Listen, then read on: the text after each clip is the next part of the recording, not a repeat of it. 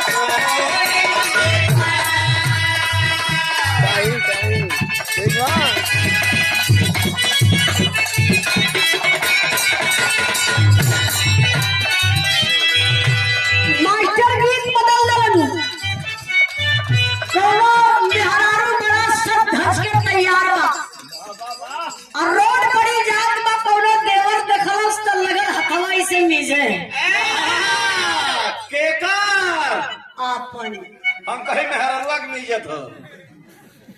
कौनो लड़का देखलस भौजाई के तापर हथवाई से मिलत कत ओ माय गॉड क्या गजब का माल है क्या सुराहीदार गर्दन है क्या कमाल है क्या घुघराले बाल है क्या टमाटर जैसा गाल है क्या पतली कमर है क्या इसकी हिरनी जैसी चाल है क्या कटीली आंख है